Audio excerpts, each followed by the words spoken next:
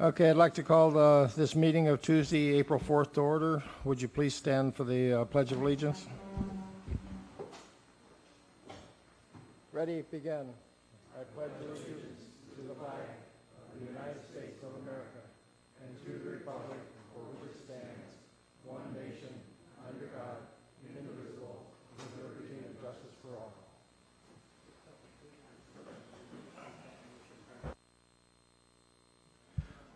Okay, verification of quorum, please. Director Queen, Here. Director Welty, Here. Director Horton, Here. Director Spitzer, President Yarbrough, Here. by President quorum met. Okay, approval of minutes. Do we have any minutes here? I don't believe we do. Okay, public officials. Nancy Horton, you have anything tonight? Randy, you have anything to speak?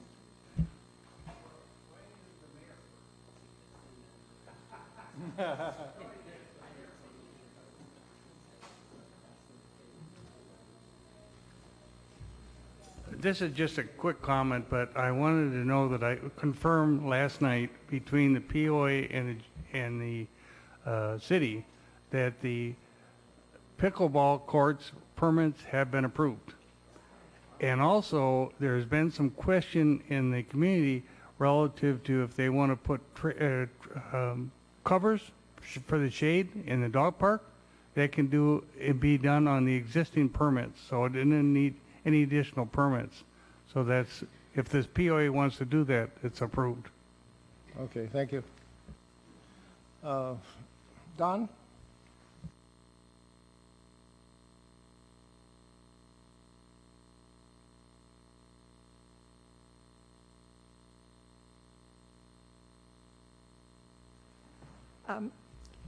Let me know if you would rather I don't do this. It occurred to me that it would be good to do a state of the city and just let you know the vital things, more important things that the city is doing, just for your general information and your audience, because we don't get much of an audience at ours. Please do. Okay. So this is the... You have 3 minutes. Well, uncustomers... Go on. I'm sorry, Don. Go. Okay. The Riverside Transit Authority has purchased a group of new Dollaride buses and is donating the older refurbished buses to agencies and cities that apply and qualify. The city is in the process of investigating applying for a bus, which we would then donate to the POA. It could be located at the senior center. It could be used for transportation for various smaller POA activities or for veterans and seniors who need transportation to get to doctors or medical, whatever. I'll keep you informed of it. We've really virtually been approved. We just don't have it in writing yet. So the 60 fire station has need of some repairs. Some of you may have read about that in the paper this morning. We'll be spending about $100,000 on repairs of that station in anticipation of it being open for July 1st. I understand we had a fire within this POA today. I've been waiting for details. I haven't gotten any yet, so I can't. You probably know more about that than I do. We have on our April agenda to discuss a new entry monument, which we'll put on the boundary on Getz Road.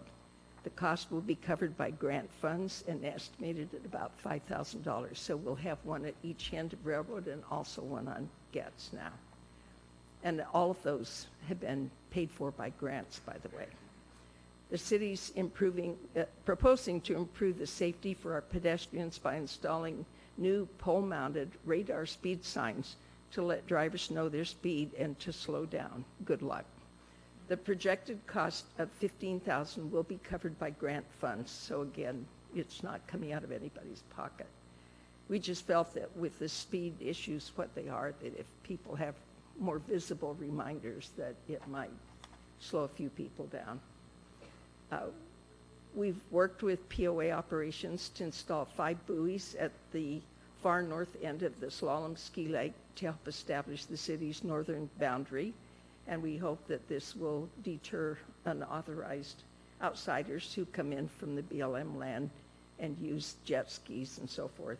And the buoys were purchased with grant funds at an approximate cost of about $3,500. Then I have one other announcement. The state of California has designated this month as Donate Life. The DMV sponsors this Donate Life movement, which I think you've seen on your driver's license. You know, you can check if you want to donate your body in case something happens. It's a worldwide movement, and it's certainly an expression of compassion to those in need. When you get your driver's license, you can check yes if you're willing to donate any part of your body. And one individual's donation of heart, lung, liver, kidney, pancreas, small intestine, any of those things can save up to 8 lives.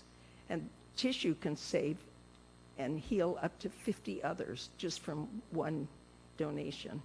A single blood donation can help 3 people at any given time. We have 6,000 people in need of volunteer marrow donations. So it's really something that's a worthwhile movement and something that everybody should consider. And there's no restriction on age or medical condition on it. So that concludes my report. Thank you, Don. I'd like to remind everybody that if you want to speak tonight, either on an agenda item or a non-agenda item, fill out a form, give them to the young lady down there at the end of the desk, and we'll call you at the appropriate time. Right now, we have the consent agendas. We have 8 items on the consent agenda. One of them is the actual recording of the liens against assessor parcels, and then we have 7 ACC consent agenda items. I need a motion to either remove one or approve the consent agenda item. I make a motion we approve the consent agenda. Second. Comments? Call for the vote. All in favor? Aye. Aye. 5 in favor, none against. Consent agenda carried.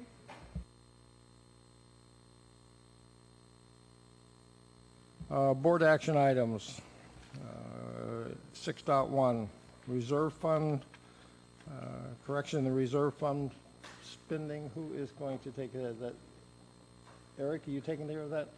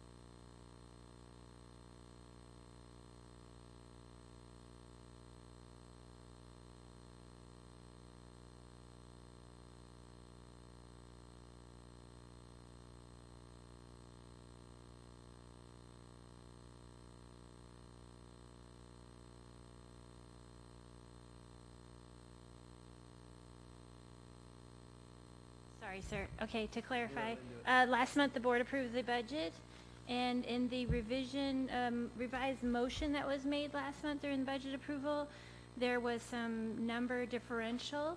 So this is a revised motion to clarify the numbers that were actually approved with the annual budget, which reflected the reserve funding.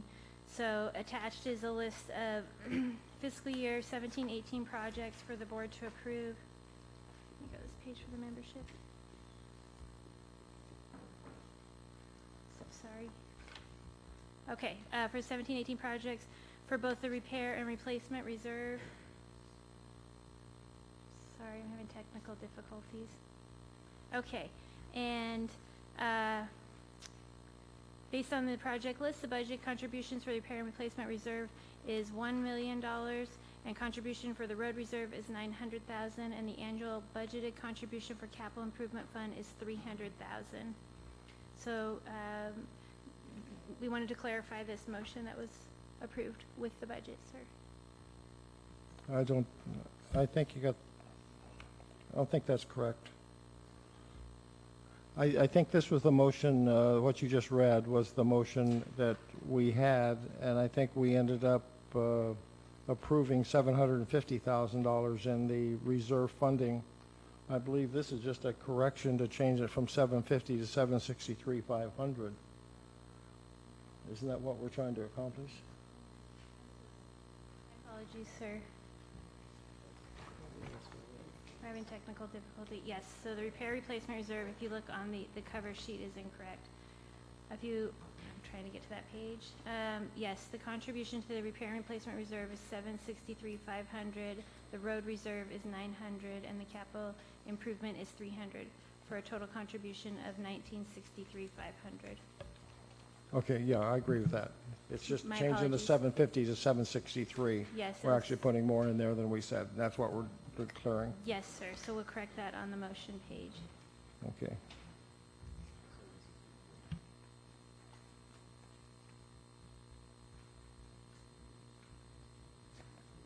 Okay, so let me read this.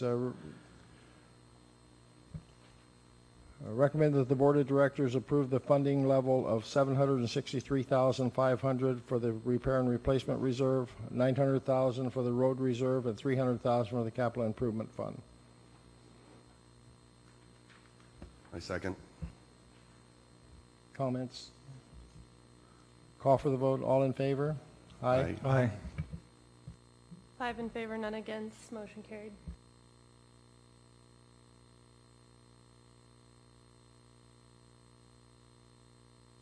Okay. Committee appointment for the Appeals Committee.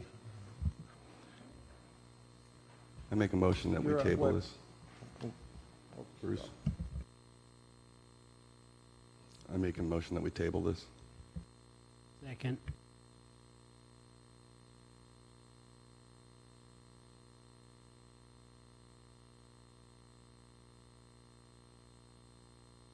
I got a motion and a second. Call for the vote. All in favor? Aye. Aye. Motion tabled. Did I hear? Nay. No. Okay. Got 3 ayes, 2 nays.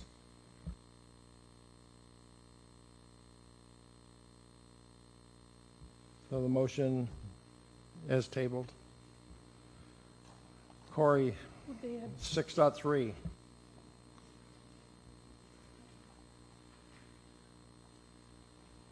Good evening. So before the board tonight is the approval of a rule to revise Lake and Marina Rule 9.7. This was a 30-day reading presented in February. Would you like me to cover the background again?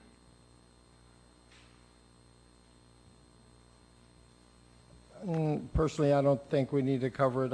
I haven't received a single comment, positive or negative, about this proposal, so I Okay. think we're pretty much okay. Any comments on this, guys? Okay, so I need a motion for... I move that the Board of Directors approve the rule, to revise the rule, Lake and Marina, 9.7 is attached. Call for the vote. All in favor?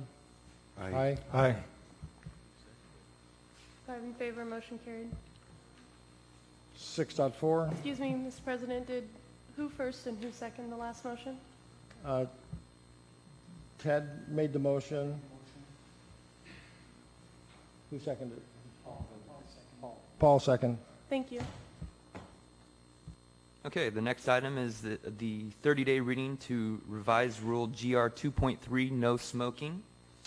So this rule was brought before the Recreation Committee and then before the Rules Committee. The background is due to the fact that cigarette butts are being found in the sand and water it was suggested that the association designate certain areas within the parks as smoking areas. At the March Rules Committee meeting, this item was discussed and a motion was passed unanimously. The current rule reads, no smoking within 20 feet of any CLPOA building or within 25 feet of a park. The proposed change would read, no smoking within 20 feet of any CLPOA building or within 25 feet of a park unless in designated smoking areas. So does that mean that we're going to have smoking areas? Or just think if there is one, we'll not smoke there? Or are we intending to put smoking areas in the parks where we don't allow smoking any longer? This rule change would allow the association to designate certain areas within the park to smoke. Yes. But my question is, are you planning on doing that?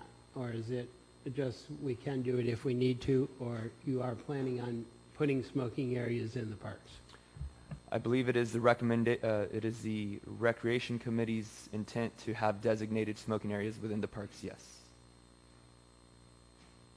Yeah, so it's their intent to do this if the motion passes, Eric.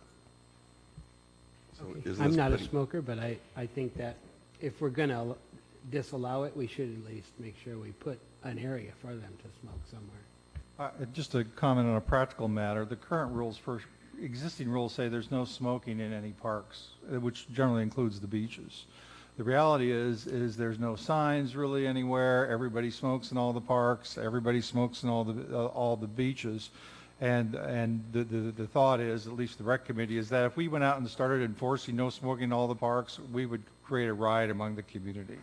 So we felt that a reasonable compromise, so that there would be areas where the kids can go and not be influenced by the smoking, and yet at the same time that smokers could have a place to go and smoke in the parks that were away basically from the children, that this was a good compromise. So there will be smoking allowed in the parks in designated areas. And the second part of the practical matter is, generally the POA doesn't enforce these type of rules unless there's signages out. So we probably won't enforce the rule until we can get some signs out in the parks, and at least we get some designated areas. So I think it's going to be a process. I don't think tomorrow we're going to see signs coming up all over the parks and designated smoking areas. I think it'll take operations and the committees a while to select the areas and get them done. The intention is to create large non-smoking areas in the parks so families can go and not be impacted, and yet at the same time give people who desire to smoke a place where they can go smoke in the park. And again, I don't think it will be really enforced until we get signage out. That's my belief. I think then we're putting the cart before the horse then. Shouldn't we create the areas where you're going to allow people to smoke before we outlaw smoking? Smoking's already outlawed. It's outlawed, it's not enforced. And so what they're trying to do is they're trying to meet a compromise that would say, we recognize that there's no smoking in this park, but we want to allow it in certain areas of the park. And so they're trying to develop a smoking area so they can try to enforce it equitably. But no, the law exists, the rule exists right now that there's no smoking in the parks.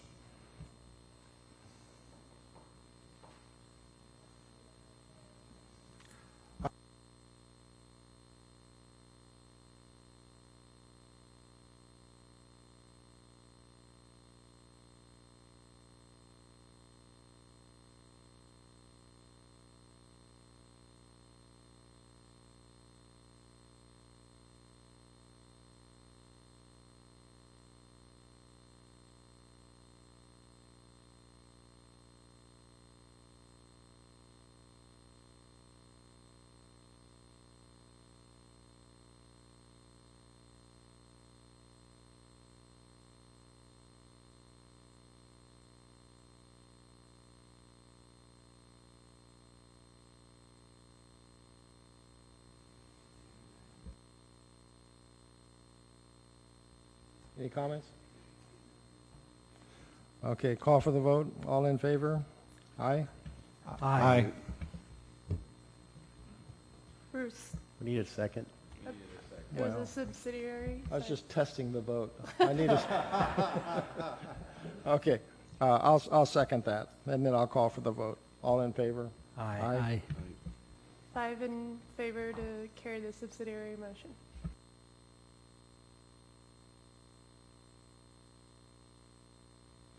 Okay, approval, second reading of the revised rule. Correct. So this is actually approval of rule removal. So this item was presented in February as well. Effectively, what we're doing by removing this rule is opening up the golf cart gate located by Domino's to all residents. So all residents would have access to that gate, both in and out.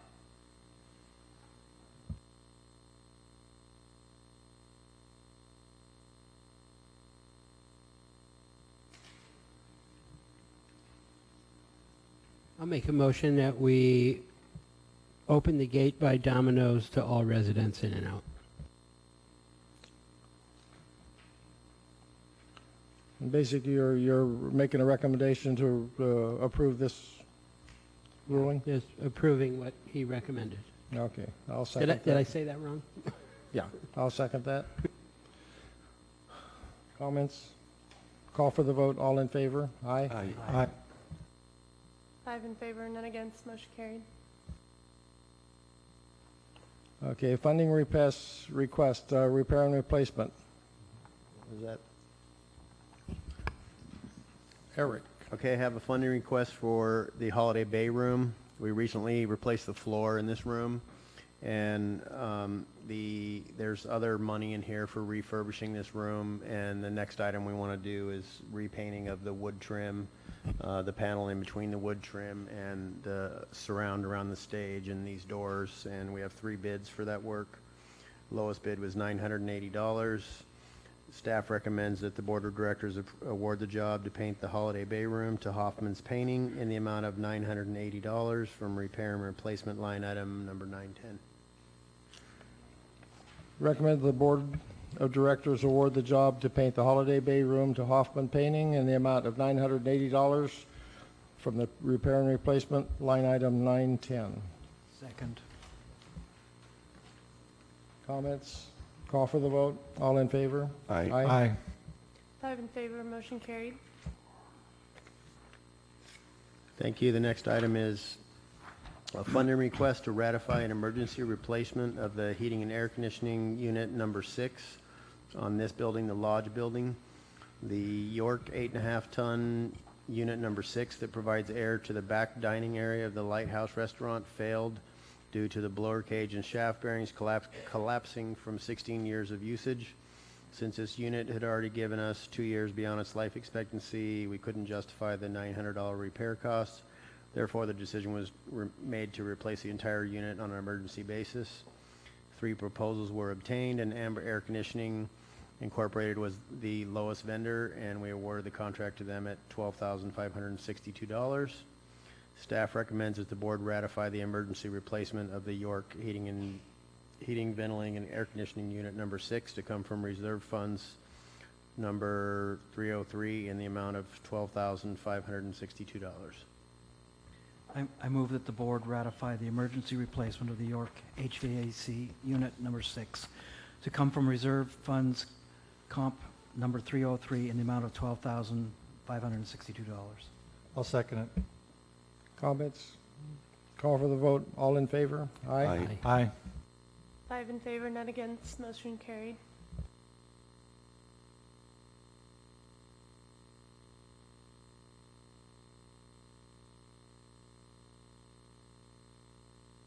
Okay, I have member comments.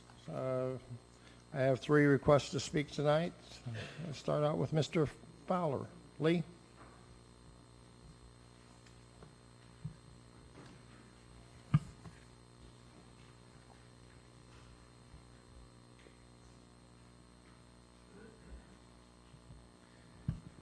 I just need a little direction of who to talk to Talk to me, regarding, please.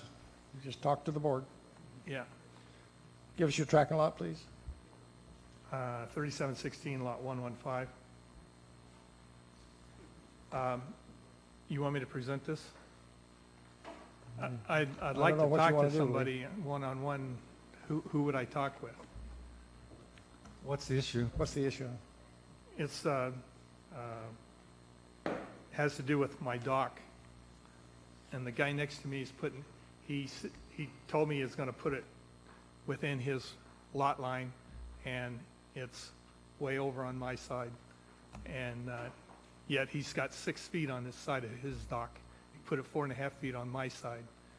So, it's, they told the AC, I already presented it to the ACC, and they told me that, well, you don't have any rights to the lake.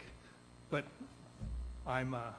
this is the United States, and the whole emphasis on the United States is to treat people fairly and equally. So, and that's certainly not the case here. Okay, Lee, if you've appealed it with the ACC and you're not happy with that, then talk to the lady at the end of the desk there, at the end of the table, and fill out a request for an IDR, and then you can present it to the board in an executive session for us to rule on that. Okay? All right, thank you. You're welcome.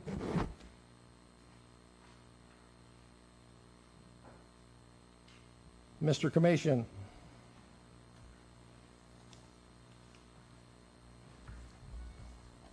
Good evening. Joe Comation, 3716-124. Kudos to the board for the improvements in the Holiday Bay Room. Looks nice, the chairs are nice, and with the paint, it'll be even better, so well done. I'm here tonight to talk about the Speak to the Candidates. As I think everybody's aware, the election season is upon us again, as it is every year.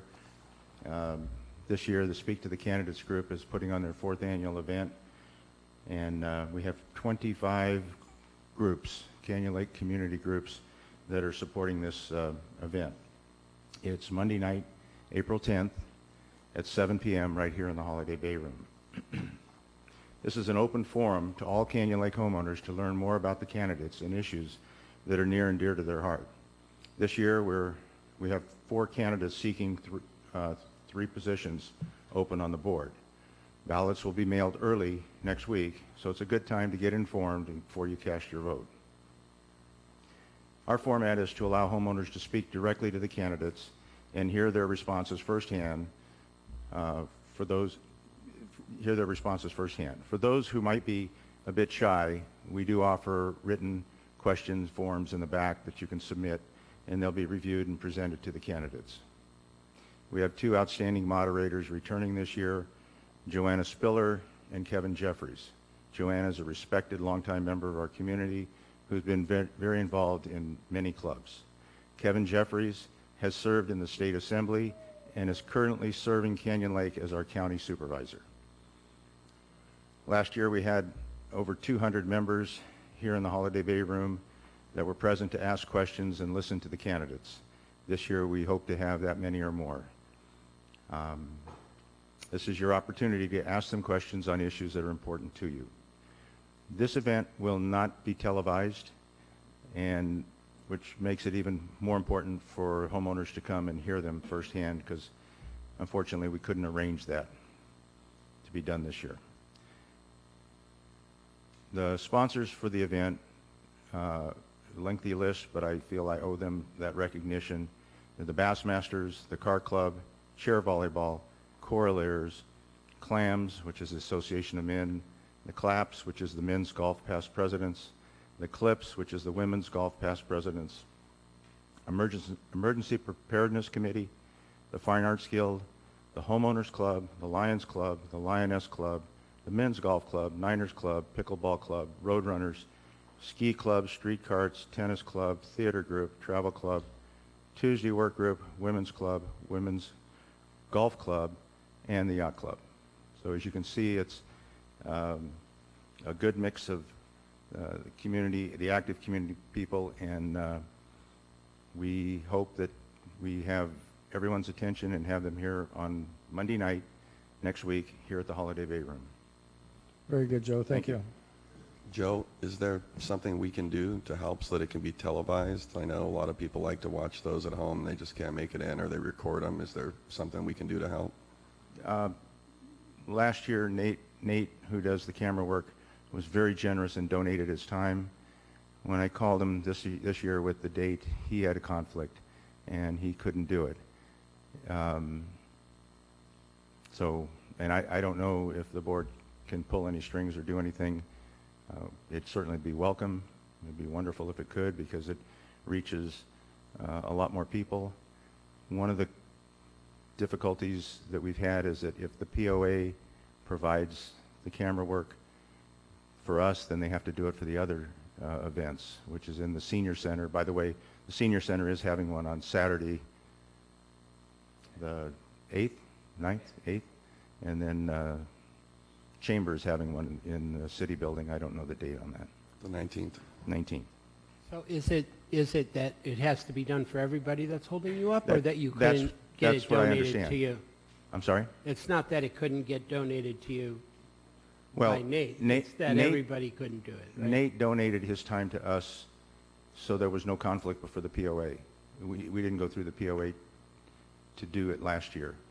So Nate donated his time. This year, Right, but I'm asking you, is that the issue? Or is it the issue that it's not getting done for everybody? The issue that you're having? yeah. Lynn can Sorry, answer that. I can clarify, sir. So the POA policy on the candidate forums has been we have to be treat all the groups equally the same. So we give them the room, and whatever else we provide, we have to provide for all the groups. So we have not provided, because of the cost, the recording for them. And so last year Nate was able to donate it. He is not here to do that, so he can't physically donate the time. If we wanted to hire someone to do that, we could, but like Joe said, we'd have to offer it to all the other groups. And so in the past, the POA has not had the budget to do Okay, that. well, I'll personally pay the guy if you can arrange it, and he's right sitting back there, and pay for all three of them. I'll pay for all three of them.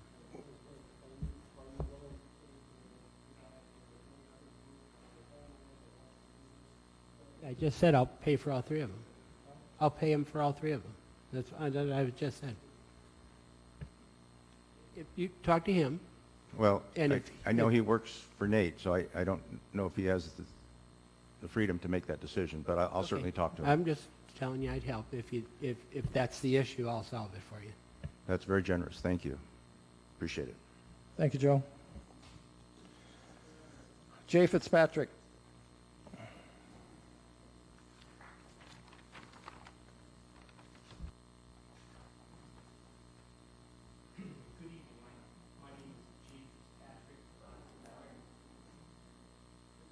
Thank you.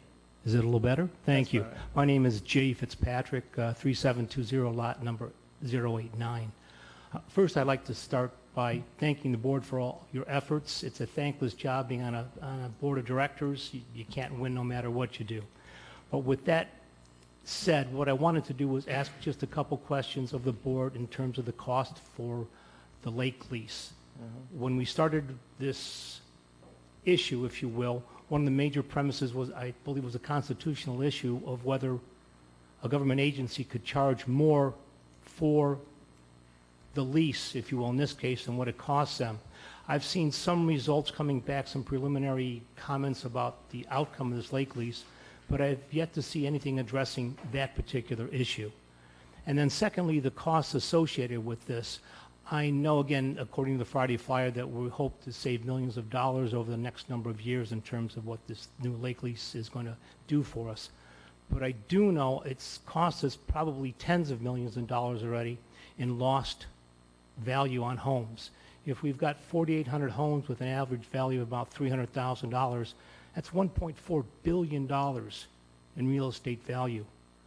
Having probably lost a couple percent in appreciation the last couple of years while we've been going through this, that's tens of millions of dollars of lost value to the property owners.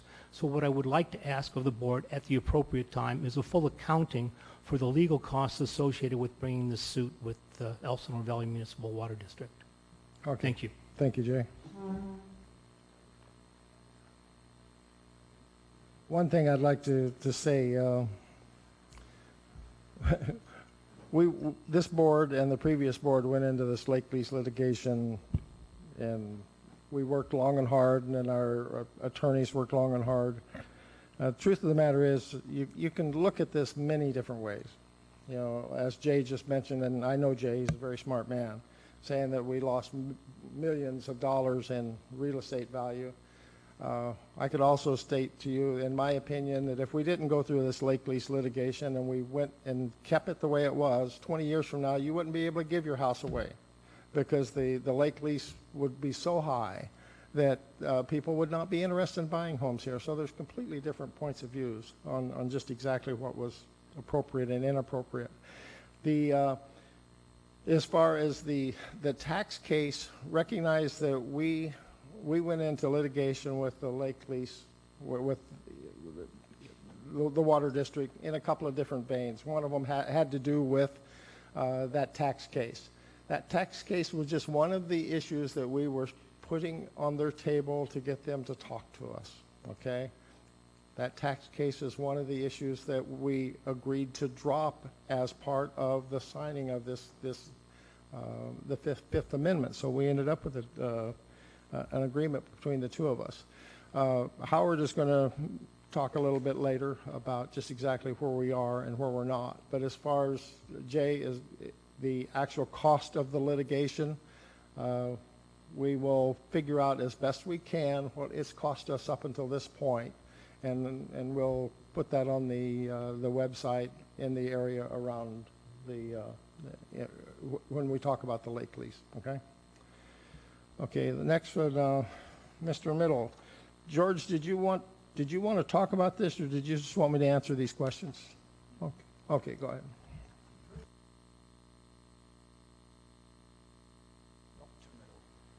She keeps getting offended when you say Mr.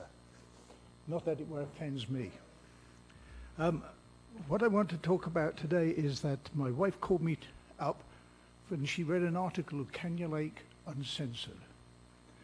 And what it was, this is not my opinion, I'm just bringing it to your attention because it's quite discussed, is the recruitment of people for the POA doesn't seem to be getting to the outside people who could be well qualified, might like to apply, but it seems that we're recruiting without giving other people outside a chance to apply for a position.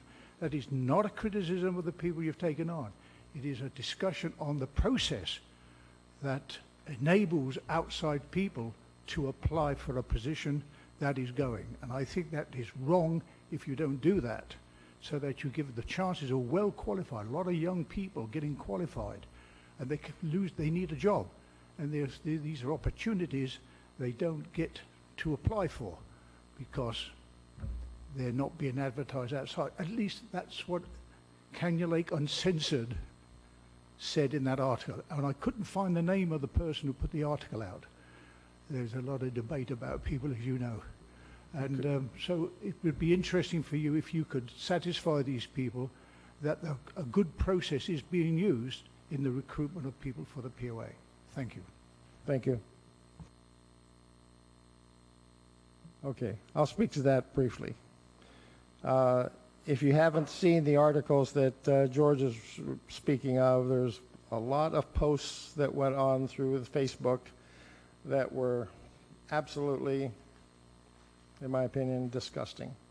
They attacked the POA, they attacked certain people that are sitting at this board for issues that clearly the individual that was stating the information had no clue what he or she was talking about. Okay, so let me say something briefly. There's lots of issues stating that things were going on and we weren't posting or we weren't advertising, and we had friends just promoting other people, and on and on and on. Okay, well, last month I sat here and I very proudly announced the fact that we had reorganized the structure of the POA. Okay, when I say we, the board had spent quite a long period of time trying to identify what we need to do to make things better. It was clear that if you took and just replaced one GM with another GM with another GM and things just weren't working, maybe there's something wrong with your structure. It's not the individuals, but it's something wrong with your structure. So we looked at the structure and decided the fact that we needed to change the structure to give the individuals a better opportunity to be successful. So we created an assistant general manager's position, and we promoted Lynn Jenkins to that position.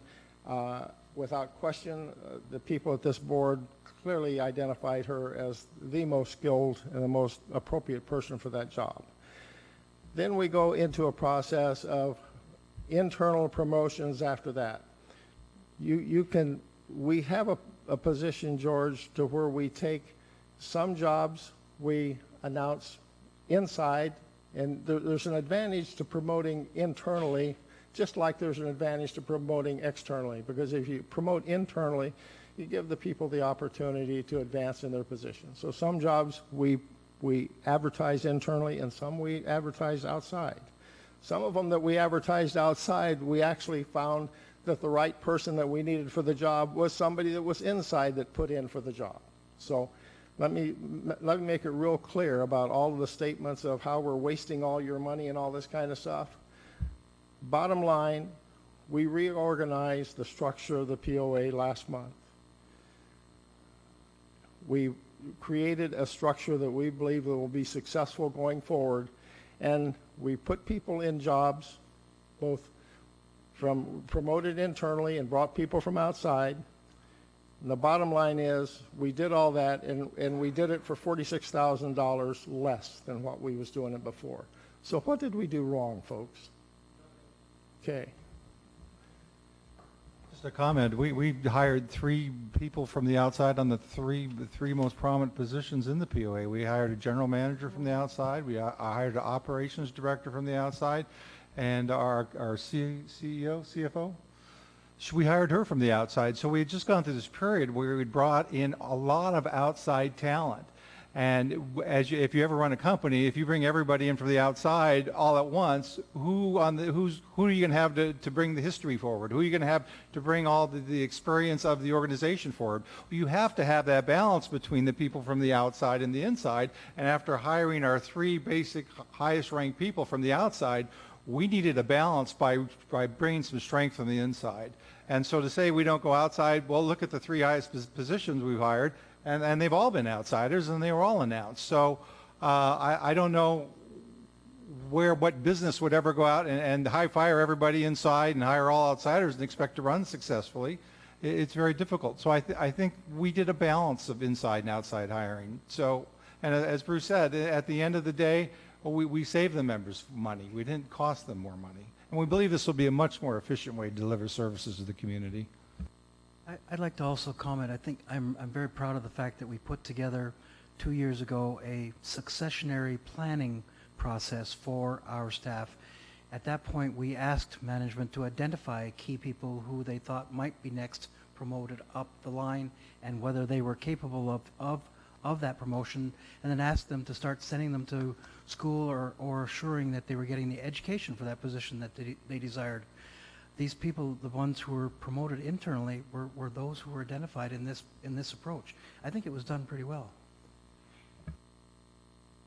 I'd just like to say that it's very common business practice to promote internally first, to look for if there's anyone inside your organization that wants to apply for that position before you advertise outside. And sometimes you have that person that has the qualifications that you're looking for, and if you don't find a person that has the correct qualifications from within, then you advertise for the outside because you just don't have somebody with the skill set that you're looking for. But that's very common in all businesses, to look inside to help out the people that have been dedicated to you and worked years for you and offer them the opportunity to advance. And if there's a qualified person, then you usually take that person. If you don't find somebody you feel is qualified, then you go to the outside and look for somebody that does have the skill set you need.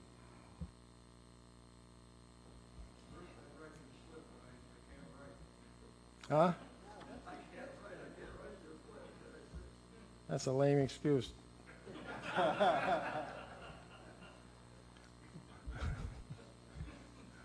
I'm going to, you've done this to me twice. I'm going to say no. Come on. Okay, report on executive session. Okay, yes, sir. Today's executive session was called to order at 1:03 p.m. Items on the agenda included member discipline, third-party contract discussion, legal matters, and a personnel update was given. The meeting concluded at 5:08 p.m. Thank you. Thank you. Okay, Community Patrol, Jay?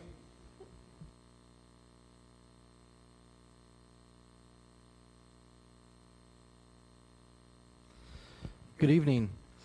There was a spike in criminal activity such as vehicle break-ins, vehicle thefts, and mail theft that occurred in the month of March, primarily on the north side of the community. However, the Sheriff's Department did take some reports of other areas within the community. Sheriff deputies and community patrol staff worked together in increasing patrols on the north side. However, we did continue to patrol the rest of the community. We did focus a little more on the north side where that activity was taking place.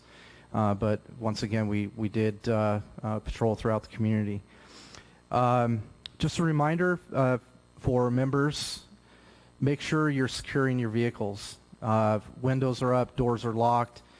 Don't leave anything out that could be attractive to the would-be thieves. For your houses, make sure your windows are shut, garage doors are shut, doors are locked. Just don't give anybody the opportunity to be able to go in. Today, I was talking to one of the deputies, and it turns out some of the cases, cars are just being left unlocked. Unlocked on the street, unlocked in the garage door wide open. So don't give them the opportunity to just be able to get into your car. Community patrol staff continued to issue citations for members that are making a left turn out of Golden Gate onto Canyon Lake Drive South and exiting the community through Main Gate. Once again, it's a right turn only.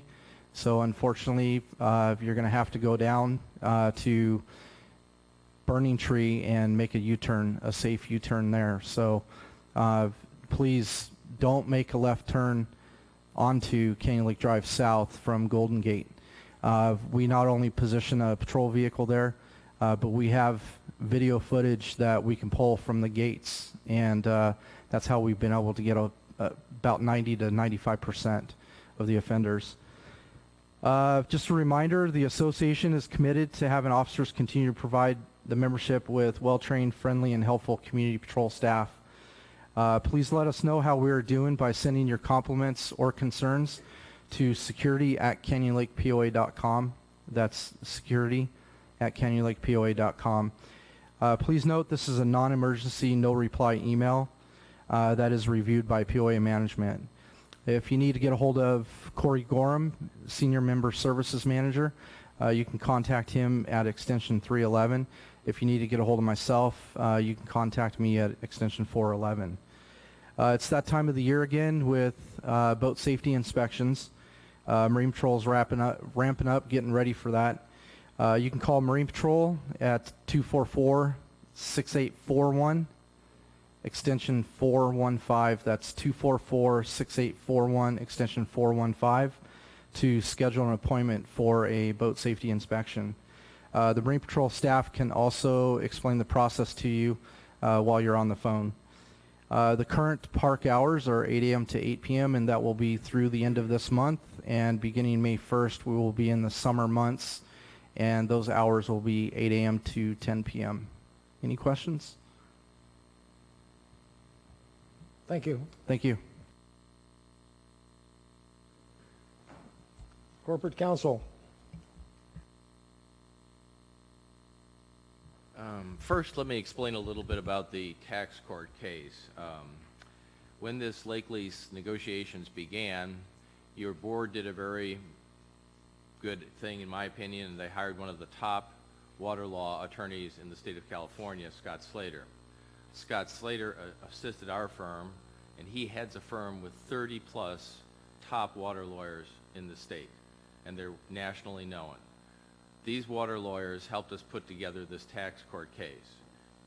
Scott Slater told us from the beginning the tax court case was going to be very difficult because the odds of success are hard. And as we've seen now, there's the tax court case pending in front of the Supreme Court, and it's a big issue, and who knows which way it's going to go. But I can tell you this much, I think the board made a very wise decision in hiring a top water lawyer to assist in this matter. It was very expensive, but it was worth it because I believe that it was the leverage that allowed us to settle this case, at least as far as getting the lake lease in place by February 15th, because that was the date when the Water District was going to have to respond to the appellate brief. And bluntly, I don't think they wanted to do that, and I think that that was the impetus of getting this resolved. As far as the other updates and everything we've done on this case, we have tried to put everything onto the website. I believe the dismissal of the tax case is on there, the status letter, everything that is being filed is on the website. So for any more detailed status, you can take a look at that. The next court hearing, I think, is on April 11th, and that's basically the status. But I believe that the tax court case was an important leverage to getting this done. Thank you. Thank you, Howard. GM report. Eric, you have anything for us? I have a few items I can comment on. As Randy touched on, the pickleball court permit is ready at the city, and we just need to go over and pay for it, which I'm hoping to do tomorrow. We are working on shade structures. If we don't have to go through a permit process for that, that'll help, so thank you. Happy Camp, the RFP, it's been a very busy month with staffing changes and filling vacancies, and the dust is settling, and I'm hoping to get right back on the Happy Camp RFP and get that advertised out on the street. It's likely that we will actually do construction after 4th of July or after Labor Day, and go through the season with the campground the way it is at this point. I urge you to read the operations report in your agenda package. As usual, it's 3 or 4 or 5 pages, and I won't read it. It's kind of long. There was a fire that Don mentioned. We actually drove over there and on Canyon Lake Drive tonight, and it looked like it was very well contained, and traffic was diverting around it. And another project we are pushing forward is Roadrunner Park restrooms, and that one's moving forward too. So besides that, I urge you to read your agenda and the reports in there, and that's about it. I just got an update with the fire. The road is still closed too.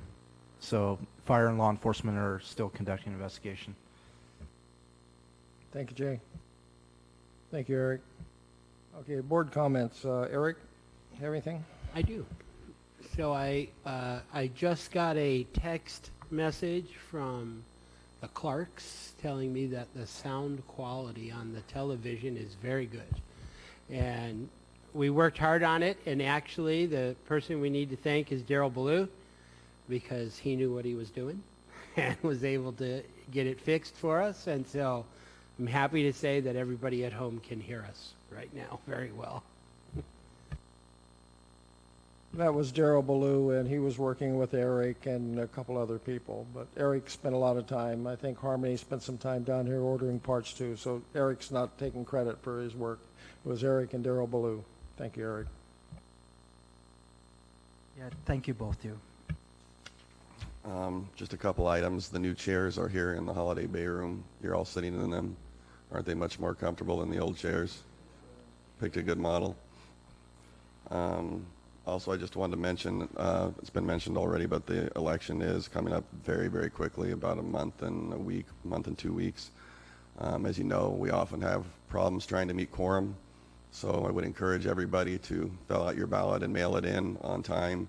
I think what happens a lot is people say, well, I've got a month to mail this in, and they set it aside, and then it never gets mailed in. Please fill out your ballot right away and send it in. This year, we don't have proxy voting. We got rid of that last year. I know at last year's election, the proxy votes that were brought in were what allowed us to make quorum. We wouldn't have made quorum without them. So we really do need you guys to send in your votes so that we don't have quorum problems. I wanted to mention one thing. When we get the report from the management team about what happened in executive session. They always mention member discipline, and it sounds like it's a bad thing. It's actually, I wanted to tell you what that is. What that is usually is members appealing to the board decisions that were made by other committees or things that happen, and they're appealing to us, and we listen to their appeals and make a decision. And that's what is meant when they say member discipline. Maybe that's a poor way to word it, because what we're really doing is hearing the members' complaints. They're appealing to us, and we listen to them and give them a final answer on their complaint. One last thing I might mention is some of the members had asked me if we could get lighted buoys down the center line on Main Lake, as we have in East Bay now, and we discussed that today, and Eric and his team are getting us quotes to see if it's affordable. I think he had the initial quote, and it does seem very affordable, so probably next month we'll be asking for a funding request to go ahead and put lighted buoys down the center line of Main Lake, so you don't run over the buoys constantly if you're out there at night because you can't see them. Ted? Thank you, Bruce. I met with the senior work group.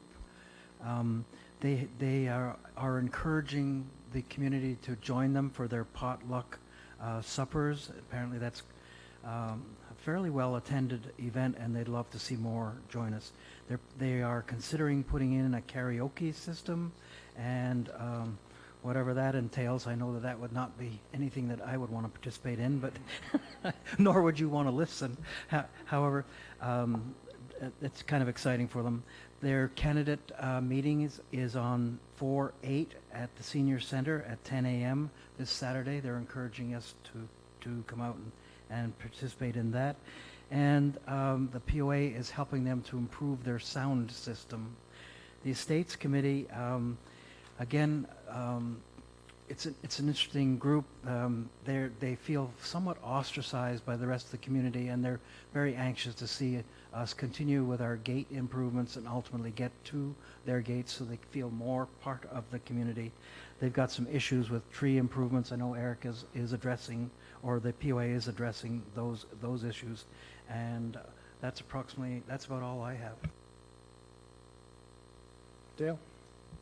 I just want to talk a minute about a front page on Time, and Time magazine came out and says, why are we losing the internet to a culture of hate? And that's one of the issues I've been seeing in Canyon Lake probably for the past 2 years, having to deal with the Facebook and about the people who go on Facebook and basically make up stories or lies or misrepresent and attack their fellow members, their board members, the staff. It's so much of it is just irresponsible comments, and it's really gone and taken us, I think, to a bad place. I think a lot of us were happier 3 years ago when we went on Facebook and we saw our families' pictures and we saw our kids involved in the sport. But today you go on there and you find foul language, you find irreverent comments, you find attacks on your friends and your neighbors, and it's just gotten to the point where I think people in Canyon Lake are less happy living there because of this constant negative and hatred that goes on in these pages. And we as the board don't have any rules to pass about the internet. We're not up here going to say we're going to pass rules. But I think it's up to us as a community to say, you know what, this is not okay anymore. Don't go and pay attention to it. If someone does go online and is irrelevant or has no facts, then stand up and say, hey, this isn't true. You're just making it up. And even if it is, why the hatred? Why the foul language? And I'll tell you, basically, the freedom of speech gives you the right to be rude, irrelevant. It gives you the right to verbally attack people. It gives you the right to be sexually disgusting. It gives you all these rights, and that's freedom of speech. But the reality is those people I've just talked about that do that, they don't get invited to my house, okay? I don't bring them in, I don't sit down, and I don't let them get away with that.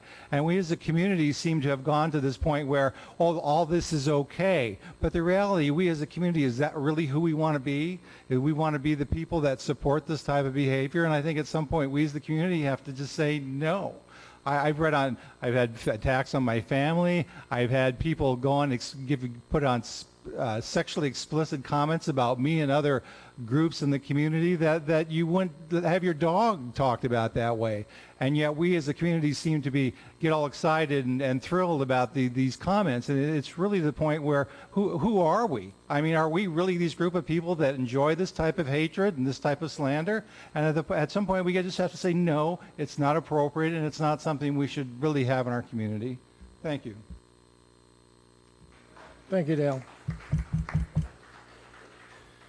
Okay, I more or less said my speech a couple of minutes ago, so we're going to move into a period now of architectural appeals. So we have 3 of them to review tonight. If you're not interested in hearing about architectural appeals, you're sure welcome to leave. Thank you.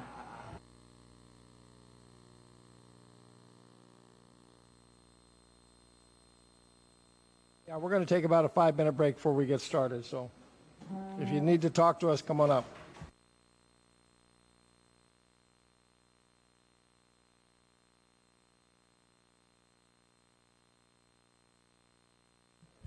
Okay. Let's start with the architectural appeals. Please, you guys, please.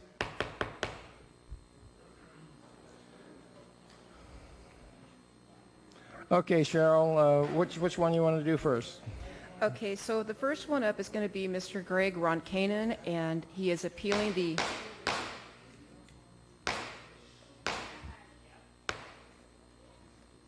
I know, he's losing ground. He's going to try to appeal tonight, and he's getting past our favor already. Okay, go ahead. Okay, I'm sorry. For the first appeal tonight is Mr. Greg Roncanen, and he's appealing the ACC denial for a lamp post in the community setback. There's a couple of violations that we're talking about tonight. One of them is PC 3.1A. It talks about the community setback and what is allowed in it, and also PC 4.6, where it explicitly talks about light posts and flag posts, where it states light posts and flag posts may be placed in the community setback, but no closer than 6 feet from the curb. Masonry columns, so on and so forth, and it talks about those feet in heights as well. So what had happened on this, it was brought to staff's attention that the ACC committee had found a light post in the community setback. So we went ahead and we investigated in the file, and we found that there was no permit for this light post. And in your board packet, if you wouldn't mind going to, my apologies here. Let's go to Exhibit C, where it shows the actual diagram. In the very top of the page on Exhibit C, there is a highlighted area where the light post is at. What page are we talking about? I don't have page numbers, my apology. Okay. On 136, it looks like there's a picture of the actual light post in the front yard. That's the next one, which is going to be Exhibit A, which is the picture of it.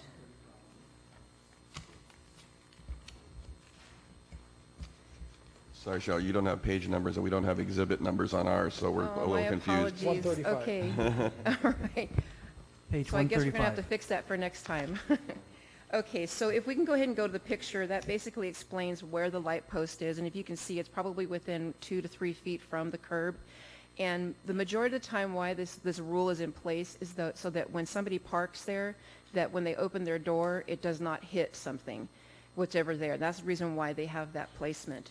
Mr. Roncanen did put the application in, and the committee did deny it. The committee basically stated that they would like Mr. Roncanen to move the light post back to the 6 feet back from the curb. And so if Mr. Roncanen would like to come up.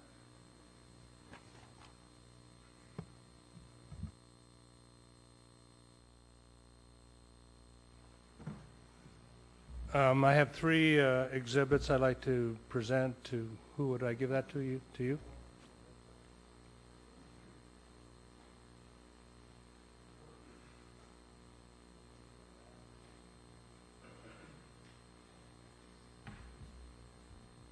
My parents bought that house at 23211 Continental Drive in the early 90s. The light post was there when they purchased the property. I have pictures there from my mother's files, and she wrote on the back dates and things that were going on. At the time, they also poured concrete in a little sidewall at the time in the street. And my father had limited vision, and at night he used to be able to find his house. There was a light post. The light post is over 3 feet away from the curb. There's no danger of that. It is an easement area, an encroachment area, whatever you would like to call. It's easily removed if there's any utility work done. I'm not sure why this came up. I have a tenant in the property now. Apparently at the time he was painting the light post and fixing the light. Maybe that's what made this occur. Moved the rocks back so he didn't put paint on the rocks. Moved the rocks back. That's kind of detailed here, like there's new concrete and whatnot. I just took offense that they said we just put it up. It's new concrete. I'm a general contractor, been in the business for 25 years. The thing has been there. That's not new concrete. And I'm not sure why this came up. I've driven around the community.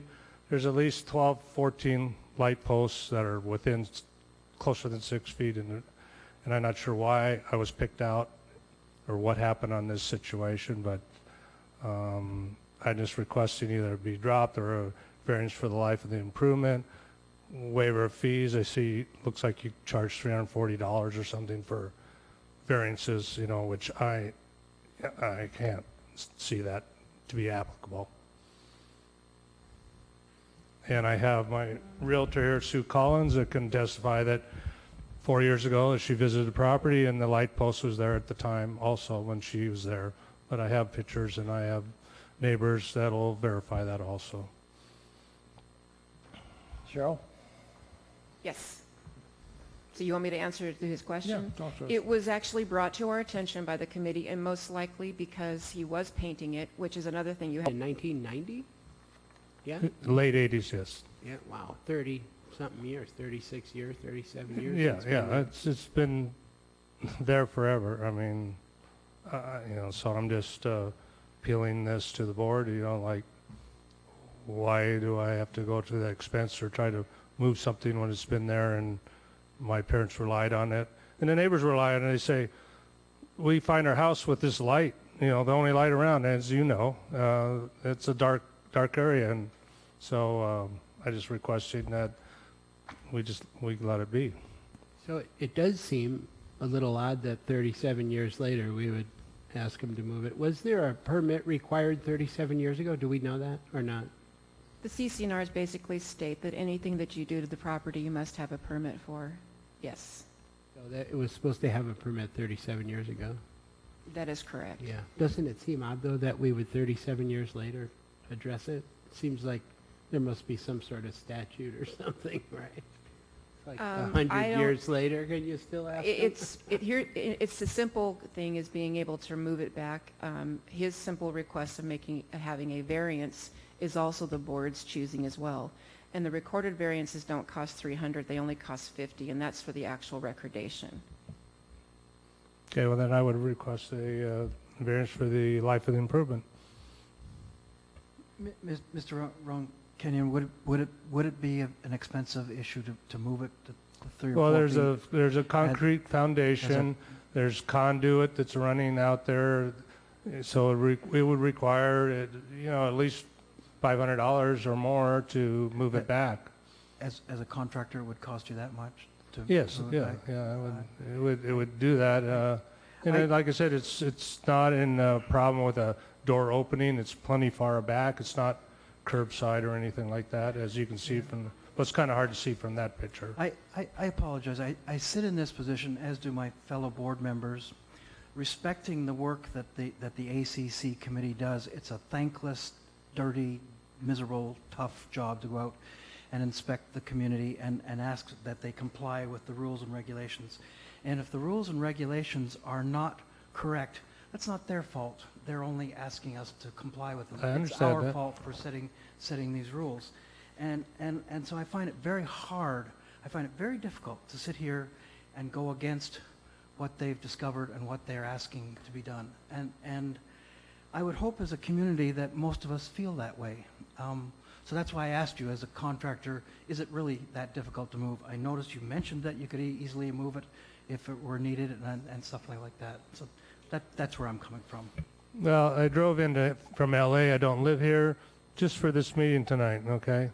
And I'm going back as soon as I'm done here. And it's just been the reasonableness of what we're trying to look at, and just a requesting of a simple variance of why this was brought up. I don't see that as an unreasonable request.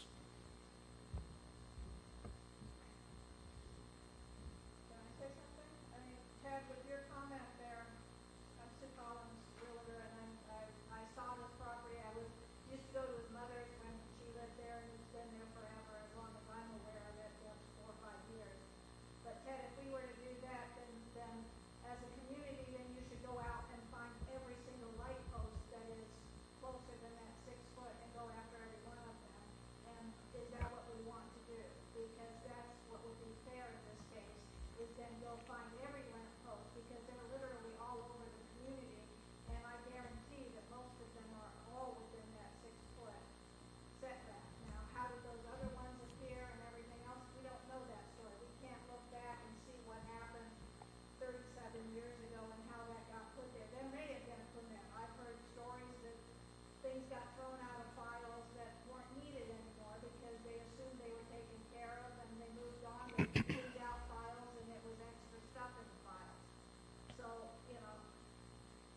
it's not anything new, and I think that's the whole point here, is this is not anything new. This has been in existence. The only thing that happened was that the tenant thought he was doing a nice thing and cleaning it up. And yes, he should have gotten a permit to paint it, but here he thought he was doing the landlord a favor and saying, here, I'm going to clean this up and make it look prettier in my front yard, make the community look better, and now the landlord is being slapped and have to deal with all of this because the tenant was trying to be nice. I think it's more than a lamp post.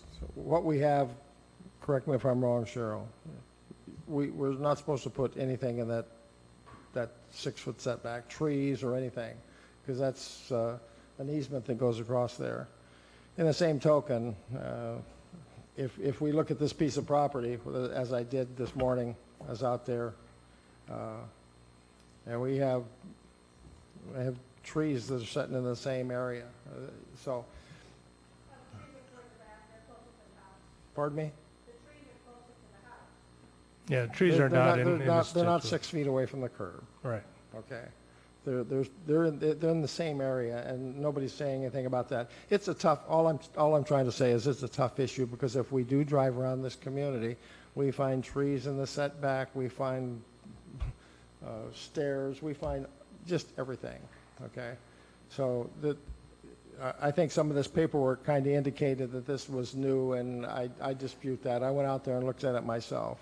It's new, the top of it's new. Obviously, somebody bought a new head for it and made it brand new and painted the post, and I uncovered the rocks, and the concrete is not brand new. It's quite old. Okay, well, thank you for doing that. So anyway, either we have to make a motion to let this gentleman keep this thing with a variance, or we need to ask him to move it away.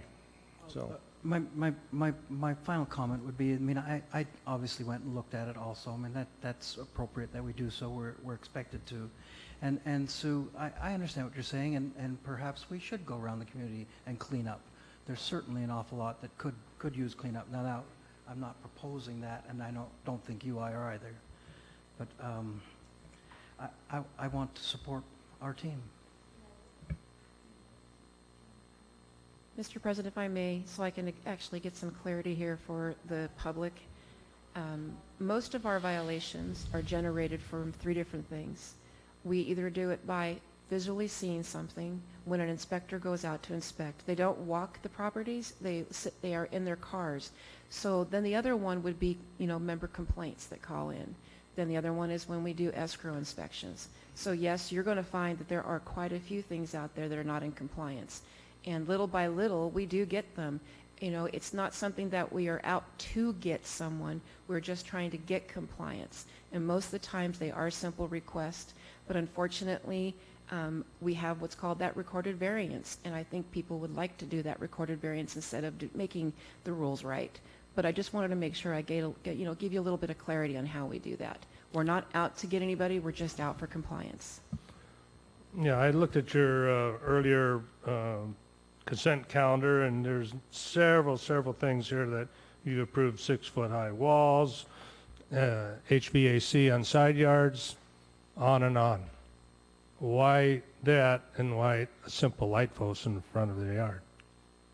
And that is a very good question. So my question to Mr. President, was there a date on that picture that you was given? What was the date? It looked like it was 1993. from what Then I could- think what we should do is go ahead and grant the recorded variance if we have proof.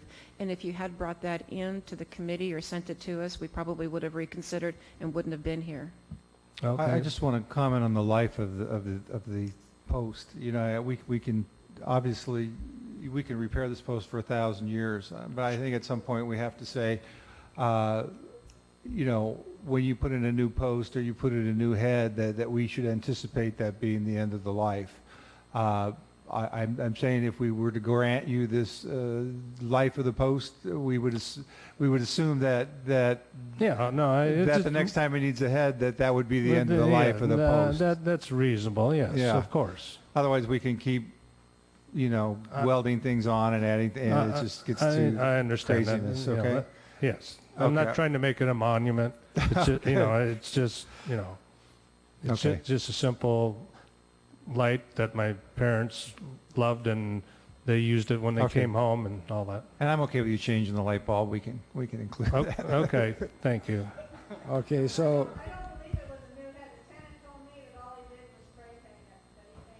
yeah.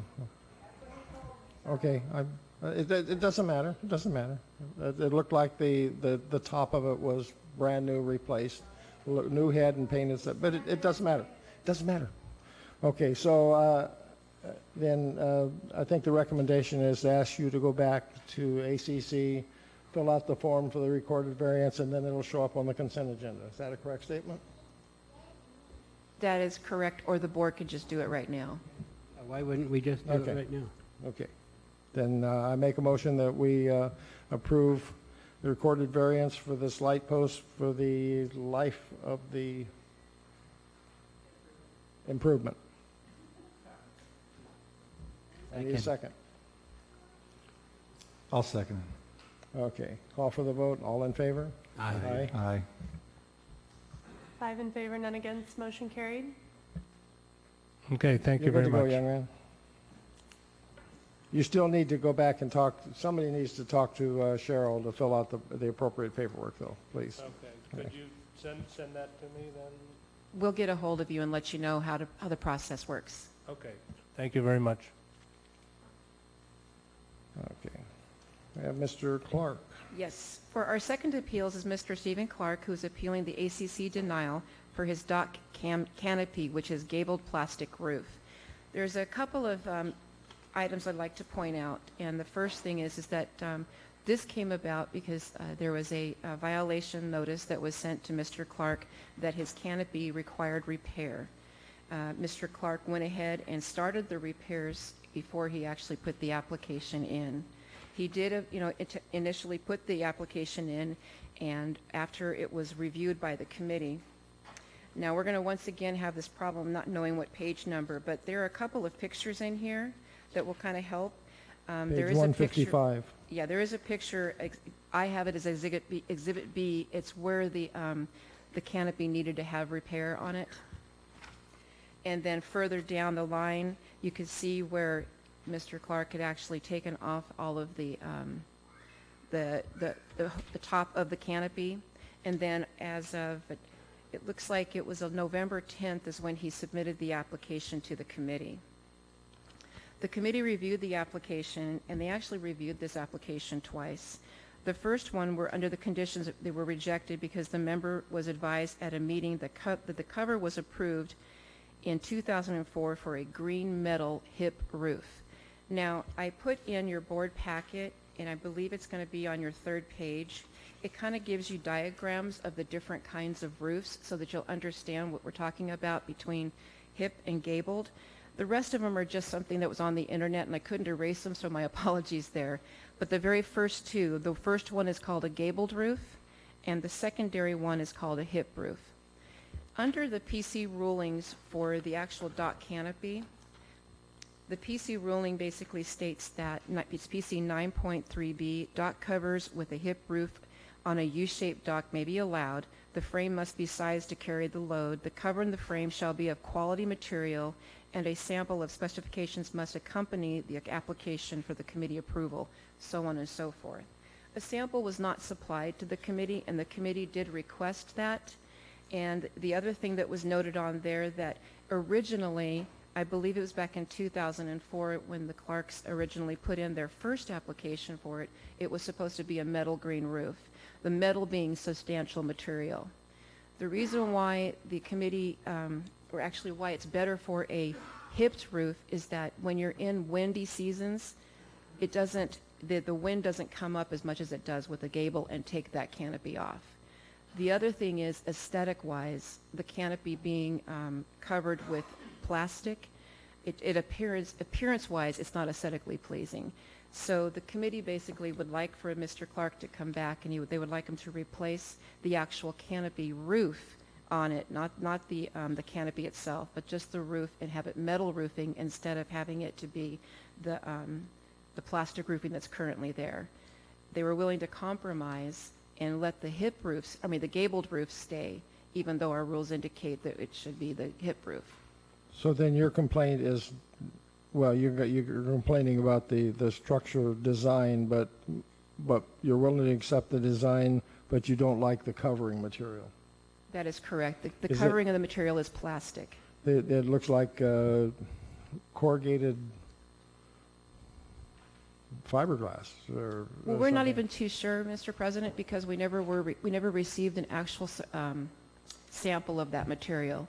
It could very well be a hard corrugated plastic, but we're not too sure what it is. Okay.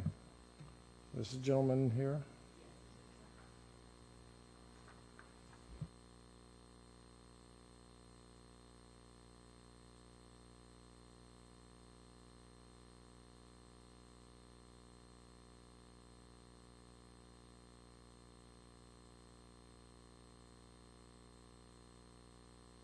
I was unwilling that a compromise had been offered, but we'd certainly be willing to consider that. What I would suggest is that we submit a sample of the material. If you approve that, great. Otherwise, we will get corrugated metal. Would that be acceptable? That would be acceptable. Okay, thank you. First, in my defense, I never built, in '04, I never built that roof. I asked for a deal, but I remodeled my house in the interim. And so I think I have another application somewhere in your file. I'm sure you have another application of the dock and gable. At this point, though, I don't think it matters. They're willing to accept the gabled roof with just a modified or acceptable material. Okay, you want metal? That would be correct. Thank you. Just make sure you bring a sample in before you put it up and have to take that back down, so, okay, appreciate it. Well, if I could just mention, we'd like to get, we do not allow just plain corrugated. We do like baked on enamel, and what we asked for in the thing was just a brochure or a photo or something to show that the metal will have a design, whether it be ribbed or it's stamped or whatever. Okay? Yeah. You're correct. Thank you. Okay, and so for our last appeal, it's Mr. or Mrs. Hawgood. They're appealing the ACC denial for a concrete parking strips in the front yard. This one's not as easy to explain, so the best thing to do is for you to look in your board packet and to look at the diagram so that you can see just exactly where Mr. Hawgood would like to be able to put the strips.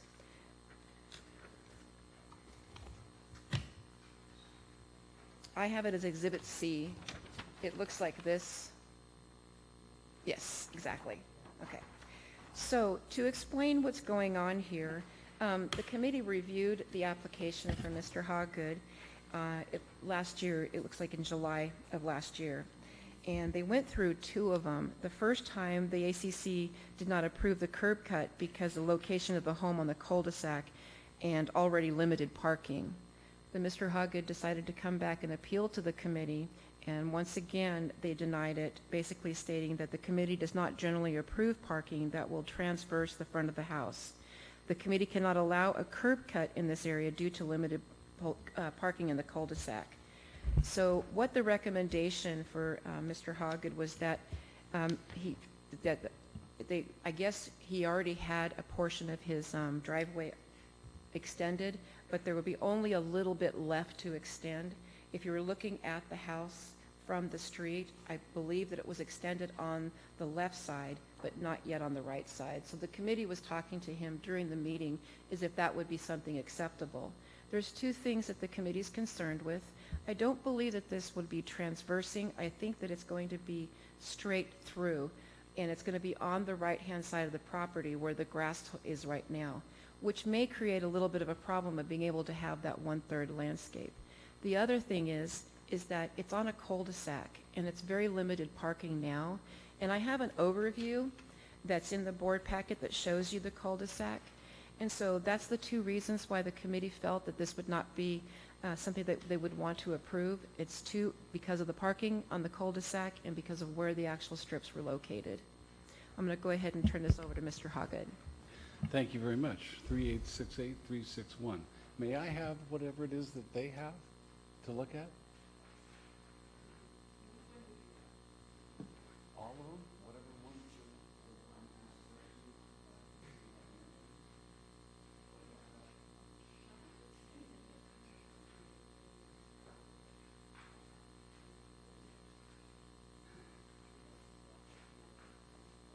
much better than the drawing I just did. Good evening. Sorry to keep you guys later than normal for this, but thank you for allowing me to present. I'd first like to ask the board if they have questions about what they see versus what they think they have heard, because I just got thoroughly confused, and I'm the guy that designed it. Okay. Well, I'm a little confused with this particular yellow sketch, but I'm not confused because I went out and stood in your front yard this afternoon and looked and seen what you was trying to do. So basically, you had, when I was there was 3 cars in your driveway and there was one out in front. Correct. Okay? So where that one in front is, if I'm understanding what you're requesting a curb cut there so that you can drive up. Okay? Essentially, where the property line is between my neighbor to this direction. Right. We would start the curb cut at the property line. Right. Go down, go over 10 or 9 feet, depending Right. on what the width is, and come up. And we would go straight back with 2 30-inch concrete strips. The middle of the concrete strips would be either rock or grass, and the variable would be based on measuring the tires of the cars and the boat and what makes sense to be center line. But ultimately, it wouldn't be more than 10 feet. And if you look back at the diagram that you're all looking at beyond it, the house itself, it shows the house is here, and this particular measurement is 5'6". So from the property line, because it's not a parallel, it goes out one larger as you go back. So the property line here is 5'6" from the house is 6 inches further away from the property line than it otherwise would have to be. Yeah. And when you put in the strips in such a way that you utilize enough area to get a hedge or some roses or something on this side, maybe 18 inches, go back 30 inches to 30 feet, it only comes in front of the house by 2.5 to 3 feet overall from any kind of you can't see the house point of view. So the house is here, the boat would be over in this situation, the car would be over in this situation, one boat, 1 car, 2 cars, in any combination. So essentially, we have, I guess, as Canyon Lake goes, there's a 12-foot setback, and it's not part of the number created and so forth. But we have a large grassy front area. And we have a couple of dogs, and we'd love to have the yard because we have a hillside with beautiful deck, but not a lot of property in the backside for the dogs. So this would be a convenience for us. It's absolutely not essential. I'll give you my personal feeling, though, is the fact that if ACC allowed you to put that curb cut there, then now you don't have any room to park any cars in front of your house. No, So there'd be one full space, almost. The drawing shows he's got 20 feet between curb cuts, which should be enough room for a car. If Technically, almost a truck. So isn't there a rule on having a parking space in front of your house? It has to be so big? That's for your circular driveways. In the circular driveway, you have to have 18 feet between the curb cuts. And in this case, we have 20 feet between the curb cuts. This on is the not a drive. circular driveway. This would just be an additional curb Straight. cut.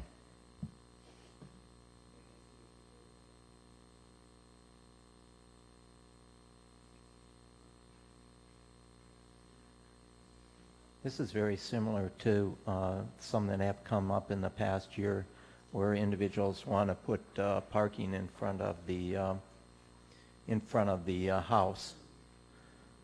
So aesthetically, that's why the committee rejected it, is because of it basically could become, will be, or could be even worse, obstruction of the view of the front. He has about 1/3 landscaping, which meets the requirements, but basically the driveway all over to the left side of the property line is concrete. And so putting this in on the right side will diminish some of it. If you do approve this, I think we need to look also at not having grass underneath it. I think the grass would die from vehicles parked on top, but that's Well, you couldn't something anyway. You down the can't park road. on grass. Pardon? You can't park on grass, so if you, Yeah. Correct. I you'd think have to have it. what the person means, excuse me, I don't know your name. John. Means that centerpiece, I said I would either grass or rock. So Okay. I'd be happy to submit Yeah. to that. These strips are 30 inches in width. They're the minimum size that I probably could go to 24, if that would be any help as far as what the look might be. But the thought was, and the only person that I had the opportunity to really describe this to happens to be Ted. Dale took a look at it, but generally, and I think I mentioned it to you too, the original builder wasn't me. I bought it 1 year into 1985. He built it in 84. And when you build a driveway and you build an apron, according to what the code is, you're supposed to have a certain distance and not more than a certain height. Well, the person that formed and poured this created the correct distance on the left side of about 5.5 feet, but he reduced it to almost 4 feet on the right side. So the driveway goes like this and then goes back down. So when you take a $100,000 Mercedes-Benz and you try to go over a sedan, the driveway on the right side, it goes on the bumper or on the muffler or on the chassis, because the profile is only 9 inches and this would take at least 12 in its current condition. I agree that I made a mistake 2 years ago when I added the additional slot. The driveway, if you've been out to the driveway originally kind of had this kind of a configuration. And I filled in 7 feet and came out to here to match with about 1.5 feet or so width. That gave me the ability to walk from the curb straight into my front door. It used to be, had to walk down the driveway and then walk over a little 6-foot path, which is now part of what is there with the new concrete connecting to it. So it literally allowed me to not have to walk on the grass every day to go into the house, which would trump in a bunch of dirt. On the left side, it was a basic rose bush area that over time passed away with the heat of the summer. And we connected that so we could push as much car as we could, or boat, in that side and get 3 cars in the driveway and still be able to get something like a golf cart between them to get out of the garage. At this time, I'd just like to say to you guys, let's just cut it short. I've done my pitch. I think y'all have what you want to do. Let's go for it. So, am I hearing you that basically you want to put this so you can park a boat there? It would not be there permanently, but it would be there in the summers when I take it out for the day and I don't want to disconnect it. And if I'm planning on taking it up the next day, I would leave it there. Otherwise, if I'm going to take it out for just a day, I park it on where it is now. It's much easier to have the ability to keep something hooked up if you're going to use it on Saturday and Sunday or Friday and Saturday or something. But I would be willing to put into permanent writing that no boat should be allowed to park there for longer Well, than 7 yeah, days. but you know, that's unenforceable, those types of things. People forget about them No, 3 my days word after is they my make 'em. bond, and I assure you that I would hold to it. I guess I'm very quickly becoming the bad guy at the table, but No, you're not. I'm concerned about another cut in the curb because yes, it's not a lost parking spot to you, but it is a loss to the cul-de-sac, and cul-de-sacs need parking. I live on one, and whenever we have any sort of event at the house, people are walking for miles, and that's not good. And I appreciate, I'd like to address that concern. By taking 2 cars off of the street, I free up 1 space. I right now have 4 cars in a boat. Well, when I visited, you had 3 cars in the driveway and a boat, and 1 on the street. Right. And if that basically is because when I came home the other night, my neighbor parked where he parks, and the car I was driving was where I usually park that car. So I pulled it into the driveway, then my wife pulled in behind me, and that's where it's sitting until she moves her car, then I move that car back to the street. But generally speaking, I can show you photos if you'd like to see. The 2 newer cars are in the driveway and the 2 older cars are on the street. And the boat, which is older, is on. Where's it the has boat special today? privileges. Where was the It's in- boat today? I don't remember seeing the boat. See? It's just, it blends. Well, then leave it where it's at. Okay, I will leave it there, I promise. Just on the weekend when I don't want to bring it back and take it back out. Looking at this, I'm not sure you're going to lose the space because you're going to have the 20 feet. And if I see the map overhead, your neighbor's driveway sits right on next to your property line. So you really only have 1 space there anyway. So putting that in is still going to have 1 space. Yeah. Plus the 2 you're creating. So I don't see the cul-de-sac space thing as an issue. But I'm having a bigger issue with it. No, but Dale, I mean, I can't park across a driveway in a cul-de-sac. So all of a sudden, if you've got a driveway here, so if you've got a cut there, you can't park. Have you ever been to Ted's cul-de-sac?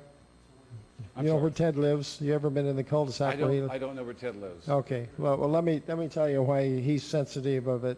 Oh, no, because- he already informed me that he has this situation. Well, that let he me doesn't tell want it to to ever other see people happen then. again. Let me tell my story. All right, I'm sorry.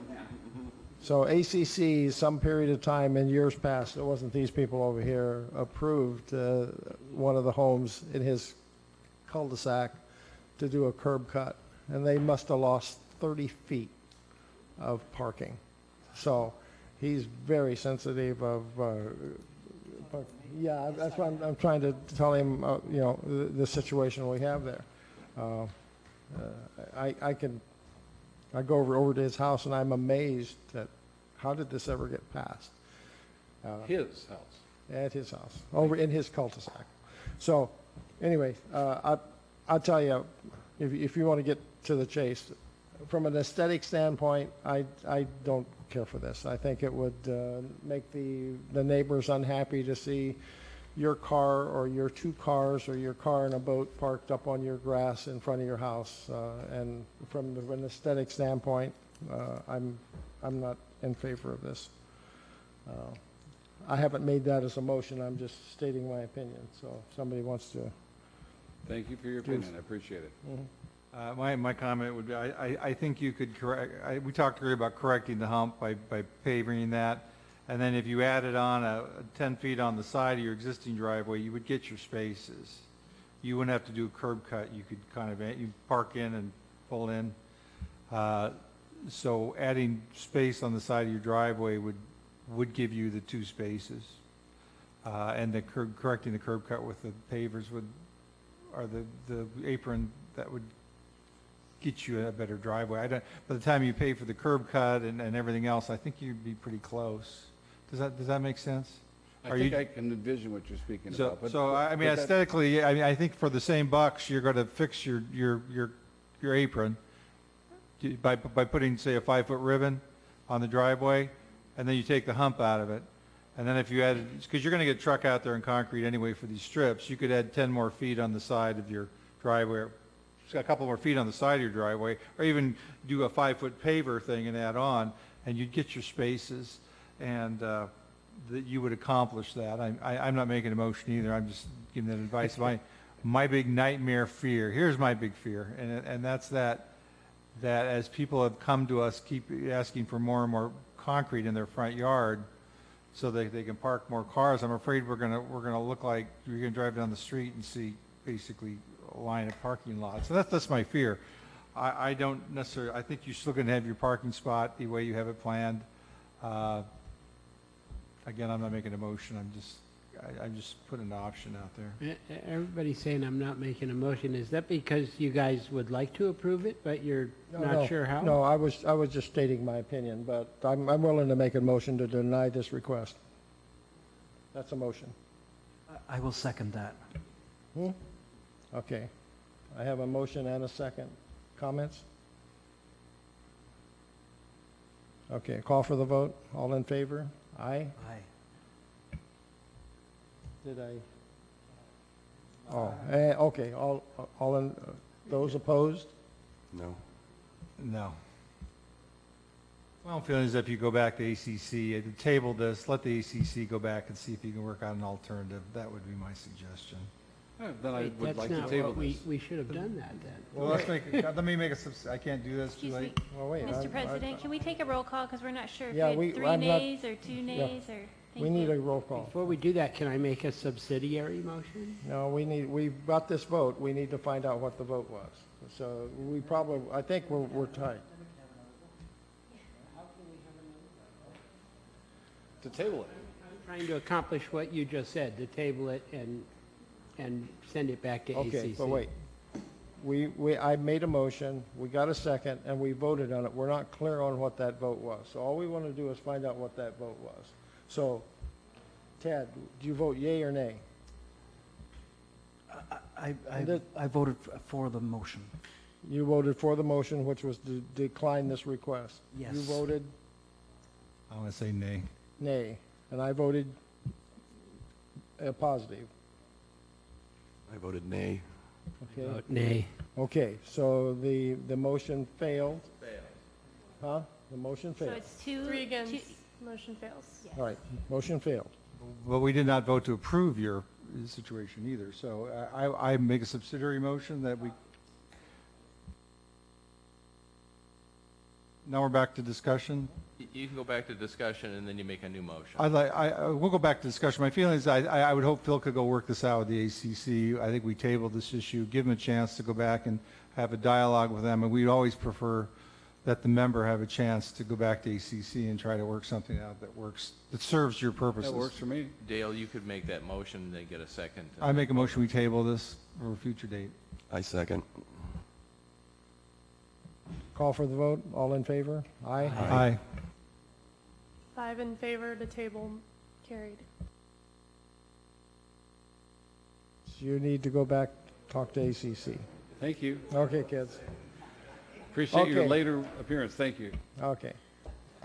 That concludes ACC appeals for the Okay. night. Take a motion. I need a motion to adjourn. So moved. Motion to adjourn at 8:55. Second. Call for the vote.